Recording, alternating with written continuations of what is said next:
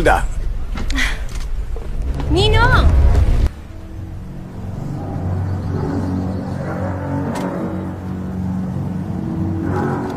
Wow! Kaloka yung mga baril mo, Ninong, ha? Parang may kudeta. ganun dapat, Iha. Every day is Revolution Day. Ang tanong lang saan ka papanig? Ako, I grind between the legal and the illegal. Sa ganung paraan, kapag natuloy ang giyera, ako pa rin ang supplier. Ako pa rin ang panalo. Ang brainy mo talaga, Ninong. Puro kakalukuhan. You know, I did some digging on your man, Braganza. Mukha namang matino siya.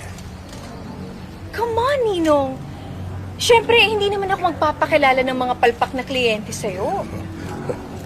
Only the best of the bestest lang ang deserve mo. Yan ang gusto ko sa'yo. Ang galing mo mambola. I know, right? Kaya nga nabudol kita na magstay ako dito sa napakabonggang villa mo. That's nothing. I have to protect the people that can affect my business. Di ba sabi mo may naghahanap sa'yo? Paano mo ako nahanap? Anak ako ni Miguel Delgado. Huwag kayong susunod, ah! Kasi hindi na nila ako malalapitan. Because I'm about to become untouchable. You look worried. I don't like that. That's bad for business. Sorry, Ninong. Kalimutan na natin sila. Hindi. No.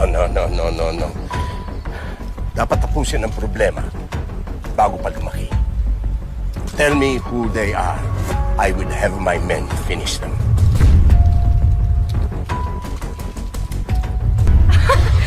Ninong, pinapakaba mo naman ako. Siyempre, hindi ako worried. Ano ba, mga pipitsugin lang yun sila. Are you sure? Yes, of course! At isa pa, mas mahal pa yung bala ng baril mo kaysa sa buhay nila. Ninong, alam mo, may good news ako para sa'yo.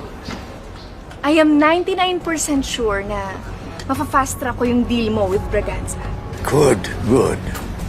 Pag naayos mo yan, on or before my birthday, dodoblehin ko ang cut mo.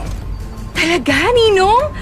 Wow! Thank you so much, Ninong! G ako dyan! Ah, so excited!